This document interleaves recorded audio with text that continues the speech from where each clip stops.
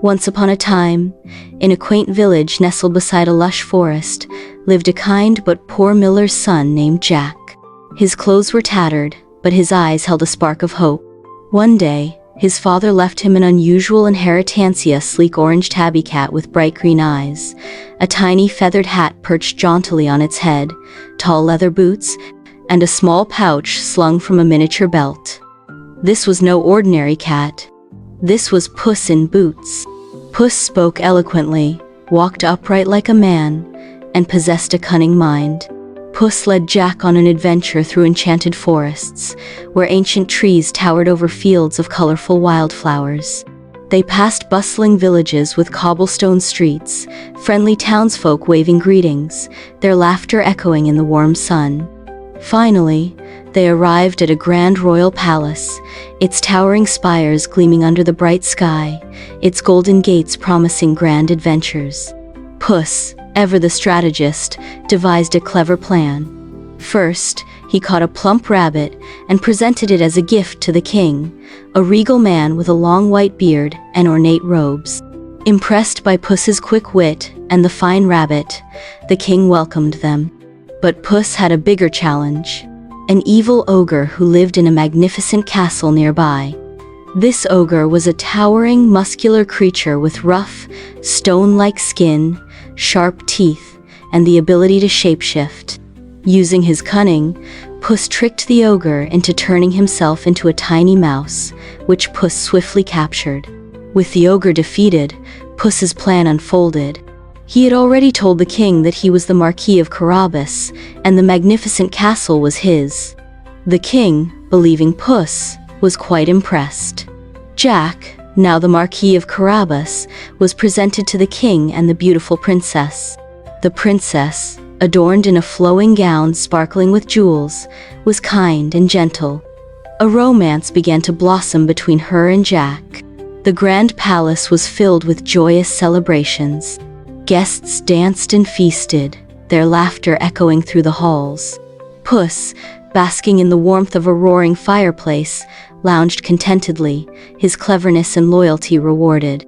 He had transformed a poor miller's son into a marquis, secured a kingdom, and found a happy ending for his master. And so, the tale of Puss in Boots, the clever cat, became a legend, whispered through generations.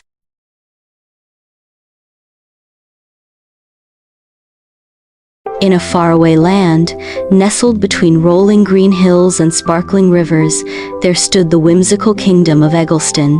The kingdom was a magical place where talking animals, enchanted flowers, and walking, talking eggs lived in harmony. At the very heart of this kingdom stood a grand golden wall, shining under the sun, encircling the royal gardens. Among the many curious inhabitants of Eggleston was Humpty Dumpty, an egg-shaped fellow with a smooth, glossy shell that shimmered like polished ivory. Humpty wore a little blue bow tie, a vest with golden buttons, and a pair of tiny brown boots.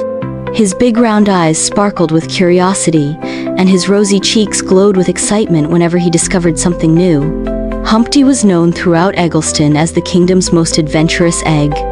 While most eggs preferred the safety of their cozy homes, Humpty loved exploring, climbing trees, hopping over streams, and, most of all, sitting atop the grand golden wall. The golden wall wasn't just any wall, it was believed to hold ancient magic.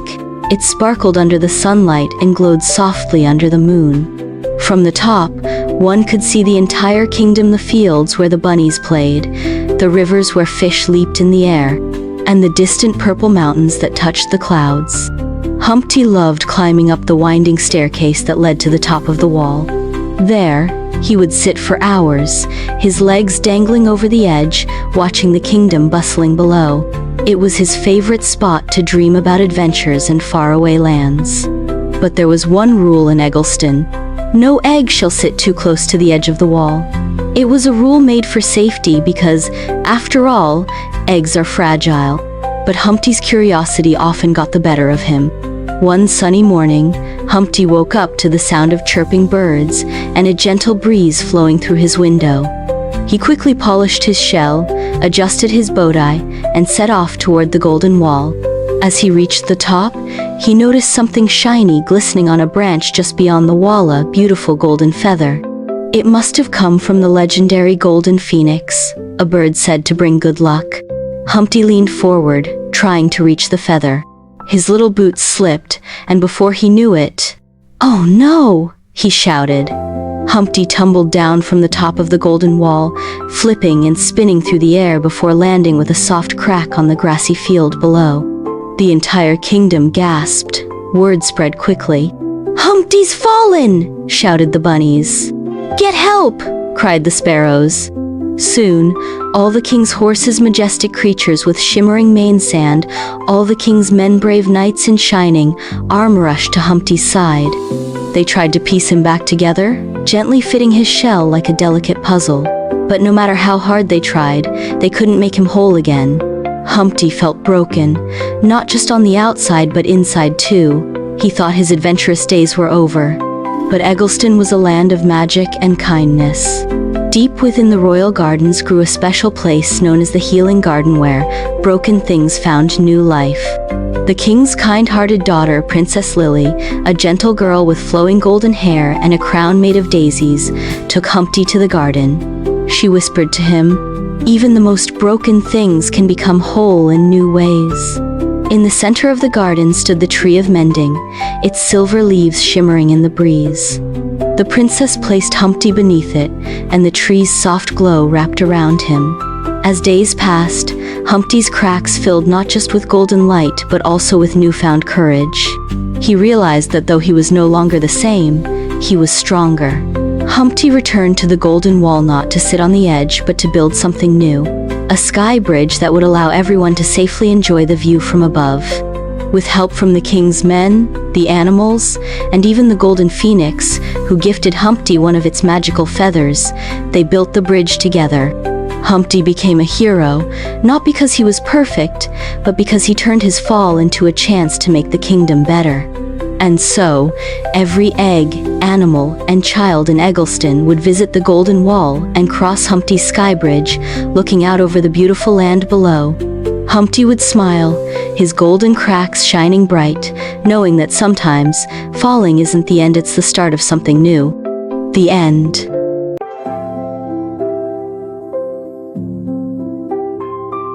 Once upon a time, in a cozy little bakery, a gingerbread man was baked. He was a cheerful fellow with raisin eyes, a currant's nose, and a bright, sugary smile. As soon as he cooled, he hopped off the baking tray, his gingerbread legs surprisingly nimble. He was delighted to be alive, and he scampered away, leaving a trail of gingerbread crumbs behind him. He rolled past a curious old woman who peered at him from her window. "Oh, you delicious little thing," she chuckled, but the gingerbread man was too quick. He was having the time of his life, enjoying the freedom of the open kitchen. He even managed to avoid a hungry cat that was lurking in the shadows, its eyes fixed on the tempting treat. His journey took him through the bustling streets of the town. Children pointed and giggled as he rolled past, their faces filled with wonder. He even gave a friendly wave to a baker's boy who was delivering bread. The gingerbread man was making friends wherever he went, his cheerful spirit infectious. He felt a sense of belonging he had never known before. But his adventure was not without peril. A farmer, his face weathered and sun-kissed, spotted the gingerbread man running across his field. "Stop right there, you little rascal!" he shouted, chasing after him with a pitchfork. The gingerbread man, with a burst of speed, managed to dodge the pitchfork, his gingerbread legs pumping furiously. He felt a thrill of excitement mixed with fear. This was a real chase, and it was exhilarating. He continued his journey, his heart pounding, and reached the banks of a rushing river. He saw a fox, its fur the color of autumn leaves, watching him from the other side. The fox, with a sly smile, offered to help him cross. The gingerbread man, despite his initial hesitation, was desperate to get across. He trusted the fox and hopped onto the fox's back. The fox, however, had other plans. Midway across the river, he suddenly stopped and turned to the gingerbread man.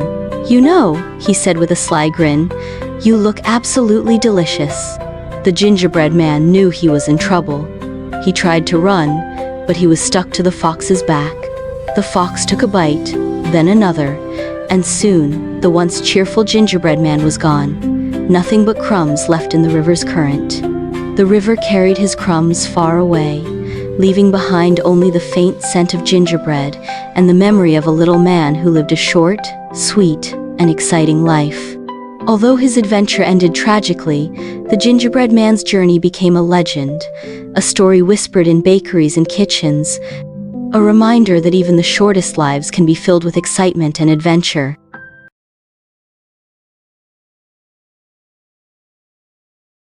High in the mountains lived a young shepherd boy named Pip. He was known throughout the village for his playful nature, but also for his fondness for tall tales. Days were long and lonely tending his flock, so Pip often entertained himself by shouting, "Wolf! Wolf!" Villagers, initially concerned, would rush up the mountainside, only to find Pip laughing, his sheep grazing peacefully. This happened several times, the villagers' initial worry turning to annoyance, then to outright disbelief. Pip, however, found the game amusing. He saw the villagers' frustration as a testament to his storytelling prowess. One afternoon, a real wolf appeared. It was a large gray beast, its eyes glinting with hunger. The sheep scattered, bleating in terror. Pip, truly terrified this time, screamed, "Wolf! Wolf!" His voice was raw with panic, his cries desperate. But this time, his pleas were met with silence. The villagers, weary of his false alarms, ignored his cries. They assumed it was another prank. Some even scoffed from their windows, dismissing his shouts as the ramblings of a mischievous child. Pip ran towards the village, tears streaming down his face. But it was too late. He arrived to find the wolf slinking away, its belly full, leaving behind a scene of chaos. Several sheep lay dead or injured, their wool scattered across the hillside. The villagers, seeing the devastation, finally understood the gravity of Pip's earlier cry. Their disbelief had cost them dearly. Pip's laughter had turned to heartbroken sobs, his playful nature replaced by deep regret. He learned a painful lesson that day.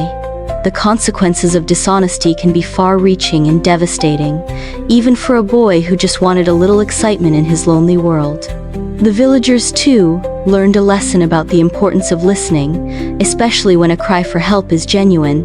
The once vibrant hills now echoed with a painful silence, a stark reminder of the day the boy cried wolf, and no one believed him.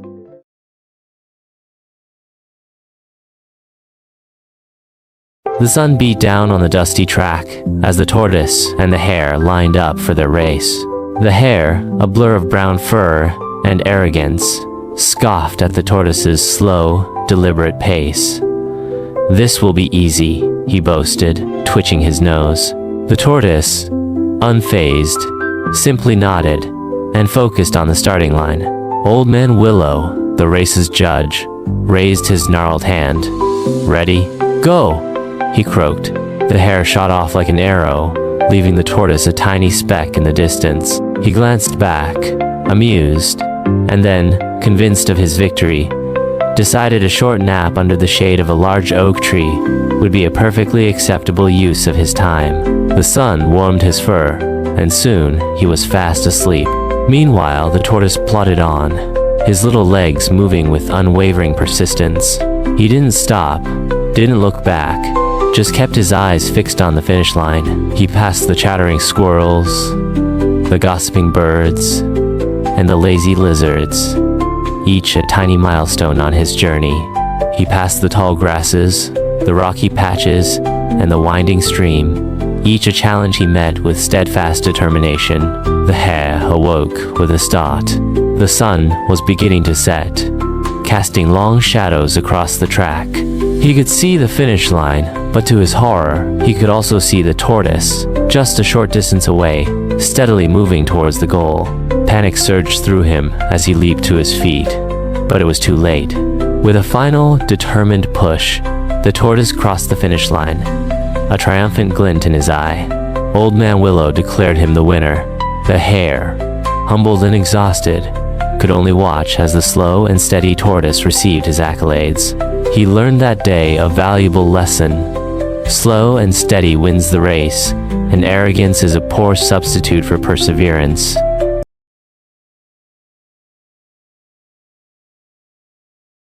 Once upon a time, in a quiet farmyard, a mother duck sat proudly on her eggs.